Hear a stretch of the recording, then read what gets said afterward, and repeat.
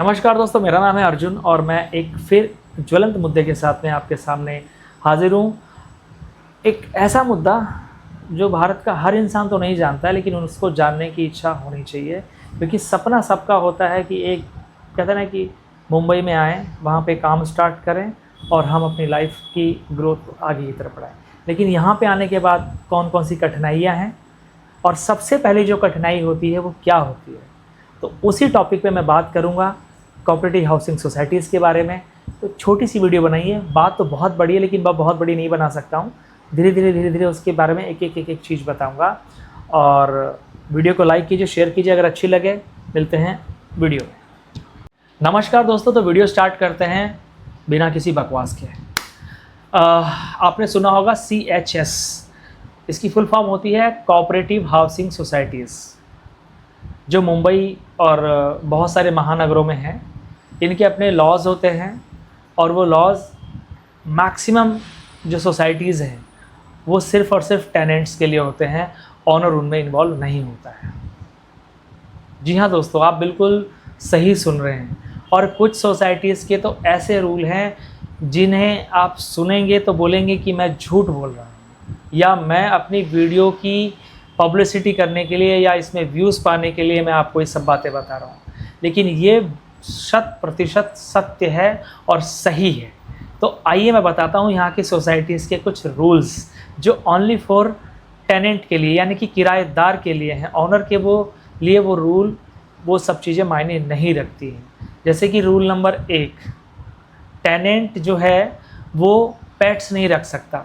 कुछ सोसाइटीज़ ने ऐसे रूल पास किए हैं जिसमें जो टेनेंट है, किराएदार है, अगर वो सोच समझ के मुंबई आए, अगर वो दूसरे शहर में रहता है और उसको कोई सोसाइटी पसंद है, तो हो सकता है कि उस सोसाइटीज़ में टेनेंट को पेट रखने का परमिशन ना मिले।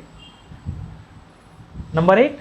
नंबर 2, अगर आप सोच रहे हैं कि मैं मुंबई जाऊंगा और मैं अपने मम्मी पापा के साथ रहूंगा और आराम से सब रहेंगे, मम्मी को भी लेके जाऊंगा, मेरे दोनों बच्चे रहेंगे, तो बी अवेयर, कुछ सोसाइटीज़ में अगर आप 2 BHK का फ्लैट खरीद रहे हो तो उसमें रिस्ट्रिक्शंस हैं।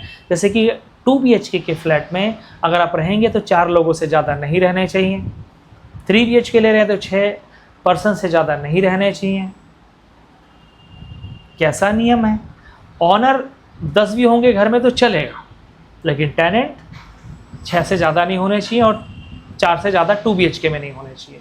2 BHK का फ्लैट होता है दोस्तों, इसमें 2 बेडरूम होते हैं, एक किचन होता है और एक हॉल होता है। आप समझ रहे हैं मेरी बात? तो ध्यान से सुनिए। ये रूल नंबर 2 हो गया। तीसरी चीज़, अगर आप कुछ सोसाइटीज़ में ऐसे भी रूल देखेंगे जहाँ पे एमिनिटीज़ है, लाइक जिम है, स्विमिंग पूल है, क्लब हाउस है, लेकिन टेनेंट उन चीज़ों का यूज़ नहीं कर सकता है दोस्तों, लेकिन ऑनर कर सकता है। अपने ही देश में, अपने ही कानून के दायरे में रहकर आप ऐसा महसूस करेंगे कि आप पाकिस्तान में आ गए, आप विदेश में आ गए हो, या तालिबानी कानून चल रहा है। 3। चौथी चीज़ दोस्तों, बैचलर्स को घर मिलना बहुत मुश्किल है। मैं मानता हूँ कि कुछ यहाँ पे मौज मस्ती के लिए आते हैं, तो आप एक फॉर्म होता है उस पर साइन कराइए कि अगर आप कुछ गलत एक्टिविटी करते हो जो ऑनर तो नहीं कर रहे हैं लेकिन आप कर रहे हो, तो आपको वो एक्टिविटी नहीं करनी है। अगर आप इन सब एक्टिविटीज़ में लिप्त पाए जाते हैं तो आपको निकाला जाएगा। तो वो तो मैं भी एग्री करता हूँ कि गलत एक्टिविटी, अगर हम किसी समाज में रहते हैं तो एक नियम होता है, एक कायदा होता है, एक कानून होता है, वो सारे सबको ही मानना चाहिए और वो सबके लिए लागू होता है, चाहे वो टेनेंट है चाहे वो ऑनर है।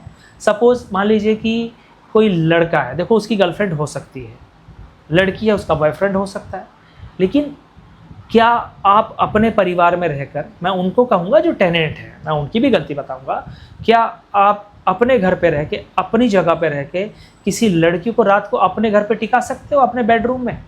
नहीं ना। तो मुंबई में भी ये जो नियम है ये मुझे अच्छा लगता है कि भाई आप टेनेंट को बोल दीजिए कि रात में कोई भी लड़की आपके बेडरूम में नहीं रहेगी या लड़का नहीं रहेगा। कोई मिलने आया दोस्त तो ठीक है, वो एक नॉर्मल सी बात है, उसमें महिला मित्र या कहते पुरुष मित्र किसी का हो सकता है, वो एक मतलब कहते हैं ना कि ये थोड़ा सा ठीक है कि भाई ये नियम तो होना ही चाहिए। चौथी चीज़ हो गई, एक पांचवी जो मैं आपको चीज़ बताने वाला हूँ उसमें भी आप शॉक रह जाएंगे। कुछ सोसाइटीज़ में जगह होते हुए भी टेनेंट को पार्किंग की जगह नहीं मिलेगी, यानी टेनेंट्स को पार्किंग करने का परमिशन ही नहीं है बिल्डिंग में। समझिए कि आप मुंबई में आए, आप सड़क पे निकले, आपने देखा कि ये बिल्डिंग अच्छी है, ये बिल्डिंग अच्छी है, मुझे इसमें घर चाहिए, तो बी अवेयर, हो सकता है कि उस सोसाइटी में पार्किंग ही ना मिले आपको। समझिए कि आप मुंबई में 2 BHK का घर लेने आ रहे हो और उस सोसाइटी में ऐसा रूल पास किया हुआ सोसाइटी ने कि जो टेनेंट को पार्किंग नहीं दी जाएगी। वो टेनेंट जो थे, जो दूसरे सिटी से इधर आ रहे हैं, वो क्यों मुंबई आ रहे हैं? एक अच्छा सैलरी पैकेज देख के, एक अच्छी लाइफस्टाइल देख के, एक अच्छा होम अलाउंस उनको देती है कंपनी। तो ये सारी चीज़ें देख के जल्दबाजी में बड़ी बड़ी कंपनियों में लोग अपने आप को, कहते हैं ना कि एक ज्वाइन कर लेते हैं, वहाँ से ऑफर लेटर को कहते हैं ना कि स्वीकार कर लेते हैं कि चलो मैं इस कंपनी में लग गया, अब तो मेरे मज़े ही मज़े होंगे। लेकिन उनको ये नहीं पता कि मुंबई में एक्चुअली लाइफ है कैसी। एक चीज़ और सुनिए, अगर गलती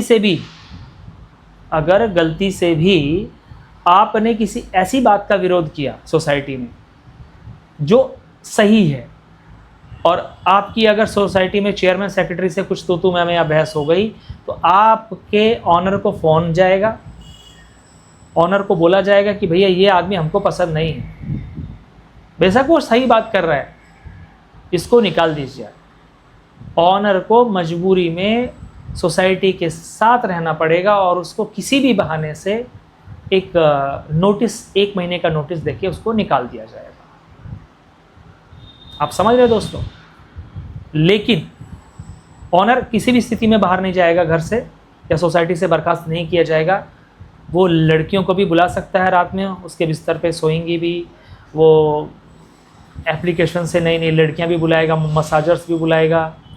उसके घर में झगड़ा होगा, उसके घर में पुलिस भी आ सकती है।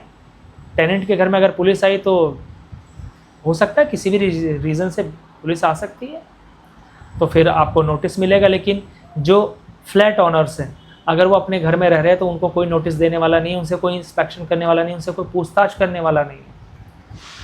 अगर आप मुंबई में हो और आपका किसी से भी बाहर लफड़ा हो गया समझो, तो भी तो पुलिस आ सकती है ना भाई। सड़क पे आप चल रहे हो, किसी से झगड़ा हो गया और उसने आपके खिलाफ केस कर दिया, तो पुलिस तो आपके घर आएगी। लेकिन अगर ऑनर के घर आती है और ऑनर ने किसी से झगड़ा किया तो ऑनर वहीं रहेगा, लेकिन टेनेंट को एनी हाउ 1 महीने के अंदर वो सोसाइटी छोड़नी पड़ेगी दोस्तों। तो यहाँ आओ, तो अगर आपको सड़क पे कोई पीट रहा है तो आप पीट के चुप से आ जाओ। वो आपके खिलाफ FIR करे नहीं करे वो बात अलग है, तुमने करी और पुलिस का क्या कुछ लफड़ा हुआ तो आपको वो सोसाइटी बाहर निकाल देगी। तो ये कुछ ऐसे और ना जाने कितने सारे ऐसे नियम कायदे कानून हैं जो इतने वर्स्ट हैं। और सबसे जो बेकार मुझे लगा वो है कि आप 4 लोग रह सकते हो 2 BHK या 6 लोग 3 BHK में रह सकते हो। तो ये मेरा जो समाज है वो कहाँ जा रहा है? आप समझो कि मैं हूँ, समझो मैं इतना कैपेबल हूँ कि मैं अपने मम्मी पापा को साथ में रख सकता हूँ, और मैंने 2 BHK का घर लिया, तो मैं नहीं रख सकता क्योंकि मैं, मेरी वाइफ, मेरे 2 बच्चे हो गए 4, 2 BHK का हो गया काम ख़त्म। माँ बाप अगर आना भी चाहें तो मैं नहीं रख सकता हूँ एज ए टेनेंट। तो मुझे क्या करना पड़ेगा? उनको अनाथ आश्रम में रखना पड़ेगा या दूसरे घर में रखना पड़ेगा। तो ये मुंबई जो है उन लोगों के लिए नहीं है जो समाज से जुड़े हुए लोग हैं, जो एक साथ रहते हैं, जो पारिवारिक रिश्ते बनाना चाहते हैं। ये उन लोगों के लिए है जो सिंगल फैमिली रहना चाहती है, एकदम अलग थलग रहना चाहती है, जिसको मानवीय भावनाओं से कुछ लेना देना नहीं है। तो ये जो मुंबई की जो लाइफस्टाइल है, इसकी वजह से जो हम कहते हैं ना, जो हम बुक्स पढ़ते हैं बचपन में कि माँ बाप की सेवा करो, अच्छे से रहो, ये सारी चीज़ें ना यहाँ पे धूमिल होती चली जा रही हैं दोस्तों। और इन कोऑपरेटिव हाउसिंग सोसाइटीज़ के लॉस पे ना तो सुप्रीम कोर्ट बोलता है, ना हाई कोर्ट बोलता है, ना कोई इनके खिलाफ एक्शन ले सकता है, क्योंकि इनके बायलॉज खुद के हैं। अगर मेरी वीडियो में सच्चाई लगी हो तो प्लीज़ इस वीडियो को शेयर करें, लाइक करें, और अगर अच्छी लगे तो बेल आइकॉन को भी एक बार प्रेस कर दें। ऐसा ही तो बोलते हैं यूट्यूबर्स। तो अगर मैं कुछ अच्छी जानकारी दे रहा हूँ और उन लोगों को अवेयर कर रहा हूँ जो मुंबई अभी तक नहीं आए हैं, तो रुकिए, पहले चीज़ों को समझिए, फिर मुंबई आइए। कुत्ता है, डॉग है, तो फिर आप अपनी पसंद से घर नहीं लोगे, फिर आपको ढूंढना पड़ेगा पूरे मुंबई में कि कहाँ पेट्स फ्रेंडली सोसाइटी है। अगर माँ बाप को रखना है तो ढूंढना पड़ेगा कि कहाँ पे 4 लोगों से ज़्यादा 2 BHK में रह सकते हैं। तो वो फिर आपको ना कहते हैं एक फ्रेम बनेगा, उस फ्रेम में आप कहाँ रहोगे। कहते हैं ना कि पिक्चर होती है कि जब हम फ़ोटो खिंचाते हैं तो मोदी साहब के बाजू में कौन खड़ा होगा और उनके पीछे कौन खड़ा होगा, एक होता है ना चीज़ें, तो वो बहुत मायने रखते हैं चीज़ें। तो मुंबई ऐसी ही नगरी है, यहाँ पे कहाँ खड़ा होना है ये आप तय नहीं करते हो, मुंबई तय करेगी कि आप कहाँ रहोगे, आप पेट रखोगे कि नहीं रखोगे, आपके दोस्त आएंगे कि नहीं आएंगे, आपको क्या करना है ये सोसाइटी तय करेगी, आप तय नहीं करोगे। यानी आपकी आज़ादी का हनन होगा। आज़ादी का मतलब ये नहीं कह रहा दोस्तों कि आप कुछ भी करो, लेकिन आपकी आज़ादी का हनन है। कुछ रिस्ट्रिक्शंस हैं जो बहुत अच्छी हैं, लेकिन maximum restrictions are worst in my opinion. आपका विचार क्या है? कमेंट बॉक्स ओपन है, प्लीज़ बताइए मेरे को। नमस्कार, मिलते हैं अगली वीडियो में एक ऐसे ही ज्वलंत मुद्दे के साथ में जो बिल्कुल सत्य है।